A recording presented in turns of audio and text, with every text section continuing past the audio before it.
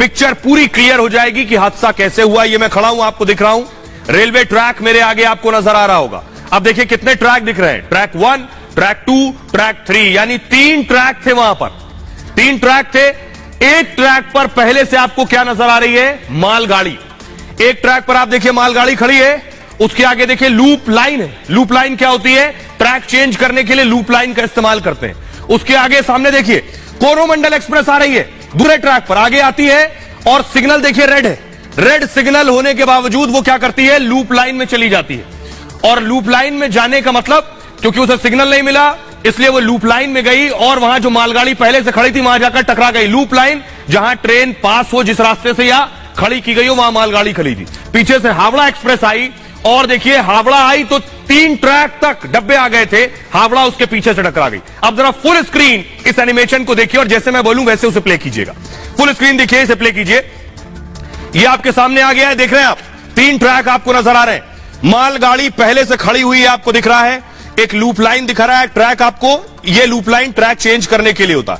सामने से कोरोमंडल आ रही थी, ग्रीन सिग्नल नहीं रेड सिग्नल था और रेड सिग्नल होने के बाद उसे लगा गाड़ी रोकनी है तो उसने किनारे लूप लाइन में रोक दी गाड़ी।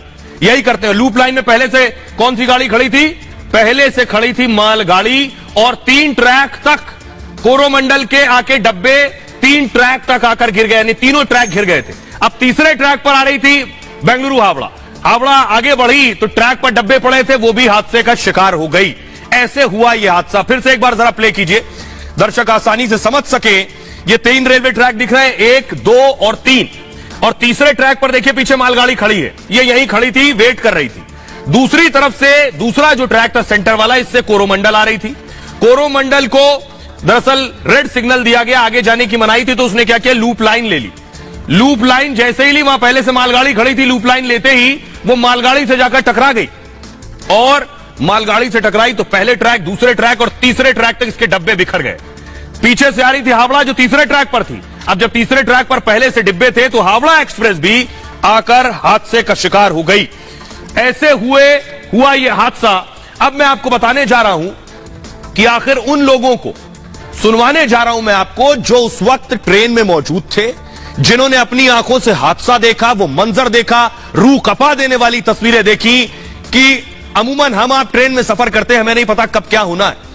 उसी तरह वो लोग भी जब ट्रेन में बैठे, उन्हें भी नहीं पता था कि अगले क्षण क्या होने वाला है। शाम को 6:50 का वक्त, लोग सोने लेटने की तैयारी कर रहे थे, बैठने की तैयारी कर रहे थे। बहुत खतरनाक सीन था। मतलब हम लोग जो है ना आपस में बैठे हुए थे, उसी समय जो है ना अचानक सा लगा कि गाड़ी पटरी से उतर गई। बहुत भयानक करके आवाज आया, आदमी इधर उधर तितर बितर हो गया, पूरा खत्म हो गया। आइए अब मैं आपको बताता हूं, इस हादसा की जो गूंज है पूरी दुनिया में सुनाई थी। इतना बड़ा यह हादसा था, प्रधानमंत्री नरेंद्र मोदी ने सबसे पहले लिखा, ओडिशा में ट्रेन हादसे की घटना से बहुत व्यथित हूं। दुख की इस घड़ी में मेरी संवेदनाएं शोक संतप्त परिवारों के साथ हैं। घायलों के जल्द स्वस्थ होने की कामना करते हैं। सिर्फ पीएम मोदी नहीं, पूरी दुनिया ने रिएक्ट किया इस हादसे पर। 280 जाने गई हैं, पूरी दुनिया इस पर बात कर रही है, इस बड़े हादसे पर। देखिए जरा, जो बाइडेन अमेरिका के राष्ट्रपति ने इस हादसे पर दुख जताया। उन्होंने कहा, पीड़ित परिवारों के प्रति मैं संवेदना जाहिर करता हूं। दुख की इस घड़ी में हम भारत के साथ हैं।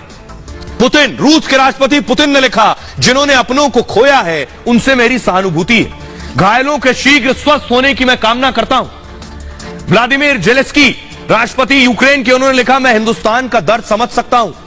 सभी रिश्तेदारों और दोस्त के प्रति मेरी संवेदनाएं हैं। ऑस्ट्रेलिया के पीएम एंथनी एल्बनीज ने लिखा, मित्र देश में बड़ा हादसा चिंताजनक है। विनाशकारी दुर्घटना पर गहरी संवेदना व्यक्त करता हूं। हमारी संवेदनाएं घायलों और आपातकालीन कर्मियों के साथ भी हैं। ब्रिटेन के पीएम ऋषि सुनक ने कहा, मेरी संवेदनाएं पीड़ितों के साथ हैं। राहत और बचाव कार्य में लगे लोग प्रशंसा के हकदार हैं। कनाडा के पीएम जस्टिन ट्रूडो ने कहा, हादसे की तस्वीरों ने मेरे दिल को तोड़ दिया है। मरने वाले लोगों के लिए मेरी संवेदनाएं हैं। पूरा कनाडा भारत के साथ खड़ा है। जापान के पीएम फूमियो किशिदा ने कहा, जापान इस हादसे पर शोक व्यक्त करता है। तुर्की के राष्ट्रपति तैयब एर्दोगन ने कहा, इतना बड़ा हादसा दिल दहला देने वाला है। मृत परिवारजनों के प्रति संवेदना व्यक्त करता हूं। पाकिस्तान के पीएम शहबाज शरीफ ने कहा, सैकड़ों लोगों ने जान गंवाई है, इसके लिए मैं दुखी हूं। जिन्होंने परिवार और प्रियजनों को खोया है, उनसे संवेदना है। ताइवान की राष्ट्रपति साई इंग वेन ने कहा, पीड़ित परिवारों के प्रति गहरी संवेदना है। ताइवान दुख की घड़ी में भारत के साथ खड़ा है। संयुक्त राष्ट्र के महासचिव एंटोनियो गुटेरेस ने कहा, भारत में ट्रेन दुर्घटना से बेहद दुखी हूं, मेरी संवेदनाएं और प्रार्थनाएं पीड़ितों के साथ हैं। तो ये दुनिया ने इस पर क्या कुछ कहा है, ये मैंने आपको बताया। अब आप अंदाजा लगाइए, पूरी दुनिया भारत के इस हादसे के साथ खड़ी है, दुखी है, संवेदनाएं व्यक्त कर रही है। रिपब्लिक के एंकर सुमित सबसे पहले ग्राउंड जीरो पर पहुंचे और उन्होंने पहुंचते ही क्या देखा वो देखिए आप। ये 20 फीट से ज्यादा की ऊंचाई है जहां ये बोगी इसके ऊपर चढ़ गई है। तो आप अंदाजा लगाइए क्या हालात उस वक्त रहे होंगे। नीचे आपको जो है मालगाड़ी का डब्बा दिख रहा है जिसके अंदर कोयला जैसी चीजों का इंपोर्ट जो है एक देश के एक हिस्से से दूसरे हिस्से पर होता है। एक तरफ आपको जो है वो दुरंतो एक्सप्रेस का डब्बा दिख रहा है और दूसरी तरफ आपको तीसरी एक्सप्रेस ट्रेन।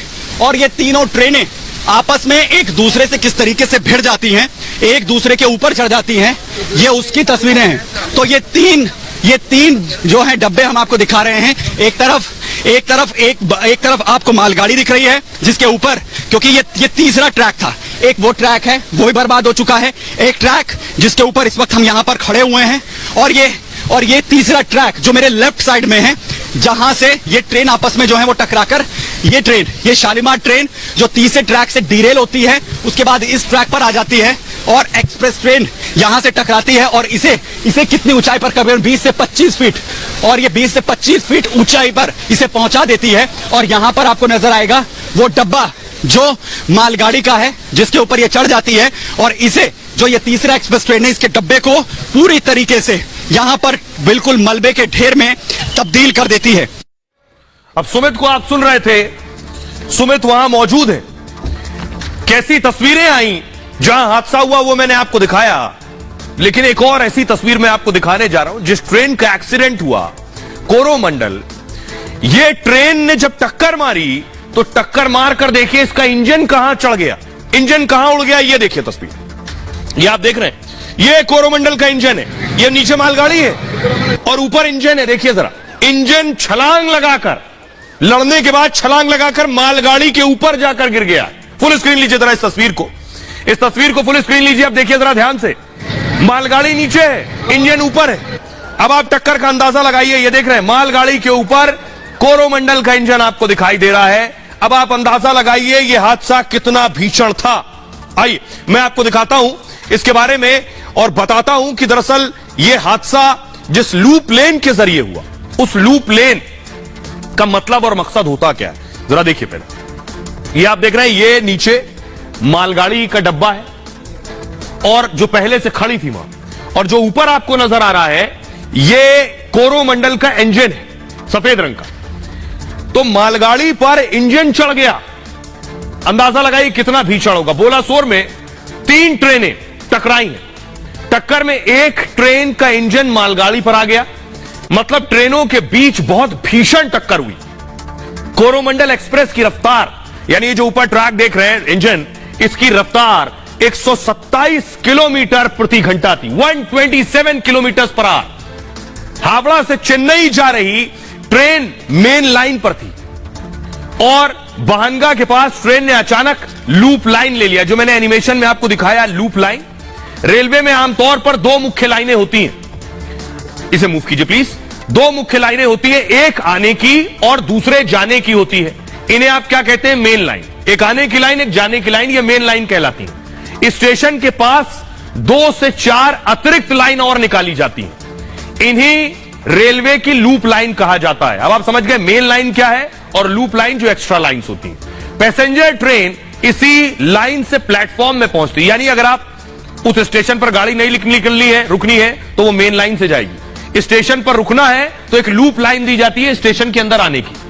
मेन लाइन का सिग्नल ना मिलने पर क्या करता है ड्राइवर कि वो लूप लाइन में ले लेता है जो एक्स्ट्रा लाइन है, दूसरी ट्रेन को पास देने के लिए लूप लाइन का प्रयोग करता है। यानी कि अगर कोरोमंडल को रेड सिग्नल मिला, आपको आगे नहीं जाना है, तो उसने लूप लाइन ले लिया। लूप लाइन लिया तो लूप लाइन में पहले से मालगाड़ी थी, वो उससे टकरा गई।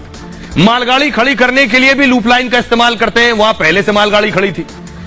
बहनगा स्टेशन के पास भी लूप लाइन पर मालगाड़ी पहले से थी, लेकिन कोरोमंडल एक्सप्रेस तब भी उसी लाइन पर आ गई।